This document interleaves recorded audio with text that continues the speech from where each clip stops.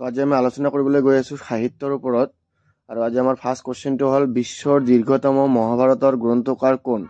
Option A দি আছে Valmiki, option B দি আছে Kalidas, option সি দি আছে মহৰ্ষি বেদব্যাস আৰু অপশ্যন ডি দি আছে বৰাহ মিহিৰ। ইয়াৰ সঠিক এনসাৰটো হৈ যাব অপশ্যন নম্বৰ সি মহৰ্ষি বেদব্যাস। তো এতিয়া আমি ইয়াৰ ৰিলেটেড কেইটামান কোৱেশ্চন চাম, যেনে ৰামায়ণ কোনে লিখিছিল? বাল্মীকি। মেঘদূতম কোনে লিখিছিল? কালিদাস। আকবৰনামা কোনে লিখিছিল? আবুল ফজল। হৰ্ষচৰিত্ৰ কোনে লিখিছিল? বাণভট্ট। অস্ত্ৰশস্ত্ৰ কোনে লিখিছিল? কৌটল্য। তো নেক্সট প্ৰশ্নটো হ'ল সাৰে জাহা সে আচ্ছা গীতটোৰ ৰচক কোন? অপশ্যন এ দিয়া আছে নজরুল ইসলাম, অপশ্যন বি দিয়া আছে রবীন্দ্রনাথ ঠাকুর, অপশ্যন সি দিয়া আছে মোহাম্মদ ইকবাল, অপশ্যন ডি দিয়া আছে গোলাম ইস্তাফা। ইয়াৰে সঠিক এনসাৰটো হৈ যাব অপশ্যন নম্বৰ সি মোহাম্মদ ইকবাল। তো নেক্সট 3 নম্বৰ প্ৰশ্নটো হ'ল কোনখন গ্ৰন্থৰ বাবে ৰবীন্দ্ৰনাথ ঠাকুৰে সাহিত্য নোবেল বঁটা লাভ কৰিছিল?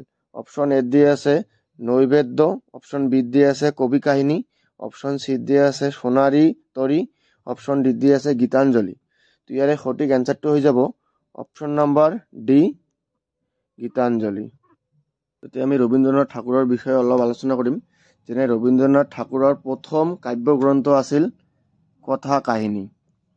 আৰু আমাৰ ভাৰতৰ প্ৰথমগৰাকী সাহিত্যত নোবেল বঁটা লাভ কৰা ব্যক্তিজন হ'ল ৰবীন্দ্ৰনাথ ঠাকুৰ। আৰু আমাৰ ভাৰতৰ জাতীয় সংগীত জনগণ মন অধিনায়ক এই গীতখন কোনে গাইছিল? ৰবীন্দ্ৰনাথ ঠাকুৰে। আৰু কিমান চনত? 1911 চনত। তো নেক্সট প্ৰশ্নটো হ'ল অসমীয়া সাহিত্যত কোনে প্ৰথম ৰামায়ণ অনুবাদ কৰিছিল? তো অপশ্যন এ দি আছে শংকৰদেৱে, অপশ্যন বি দি আছে মাধৱদেৱে, অপশ্যন সি দি আছে ৰাম সৰস্বতীয়ে আৰু অপশ্যন ডি দি আছে মাধৱ কন্দলীয়ে। তো ইয়াৰে সঠিক এনসাৰটো হৈ যাব অপশ্যন নম্বৰ ডি মাধৱ কন্দলীয়ে। নেক্সট প্ৰশ্নটো হ'ল শংকৰদেৱে প্ৰচাৰ কৰা ধৰ্মটোৰ নাম কি? অপশ্যন এ দি আছে শাক্ত ধৰ্ম, অপশ্যন বি দি আছে একশৰণ নাম ধৰ্ম, অপশ্যন সি দি আছে ৰাতিখোৱা সম্প্ৰদায়, অপশ্যন ডি দি আছে শৈশৱ ধৰ্ম।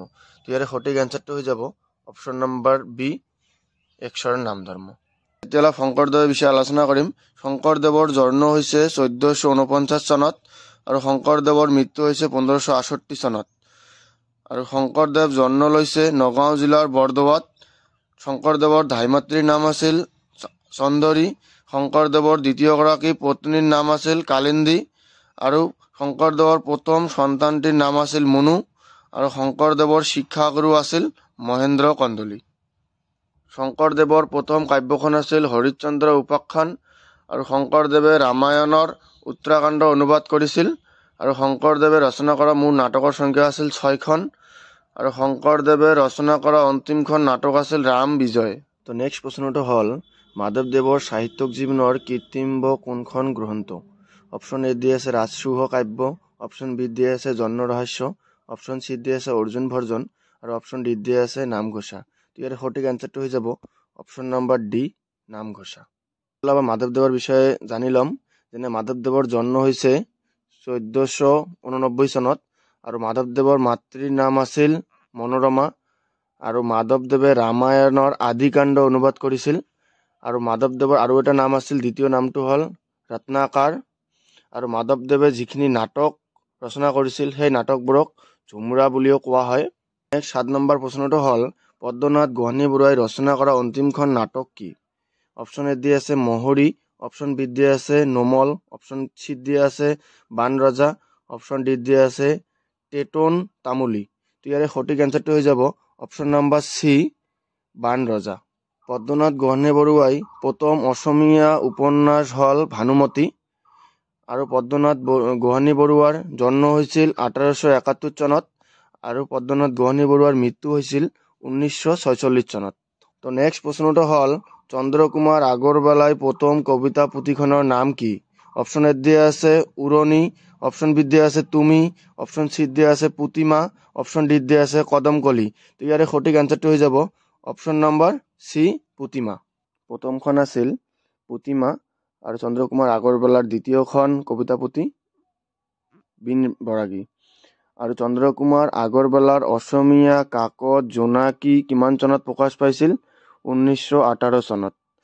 আৰু চন্দ্ৰকুমাৰ আগৰৱালাৰ দেউতাকৰ নাম আছিল হৰিবিলাস আগৰৱালা। নেক্সট প্ৰশ্নটো হ'ল লক্ষীনাথ বেজবৰুৱাই লিখা একমাত্ৰ উপন্যাসখনৰ নাম কি? অপশ্যন এ দি আছে পদুম কুঁৱৰী, অপশ্যন বি দি আছে মিৰি জীয়ৰী, অপশ্যন চি দি আছে দন্দুৱা দোহো, অপশ্যন ডি দি আছে লাহৰী। তো ইয়াৰে সঠিক এনচাৰটো হৈ যাব অপশ্যন নম্বৰ এ পদুম কুঁৱৰী। আৰু লক্ষীনাথ বেজবৰুৱাইৰ আত্মজীৱনীখন হ'ল মোৰ জীৱনৰ সোঁৱৰণী। নেক্সট প্ৰশ্নটো হ'ল সাহিত্যত অকাডেমি পুৰস্কাৰ প্ৰাপ্ত প্ৰথম অসমীয়া পুথিখনৰ নাম কি?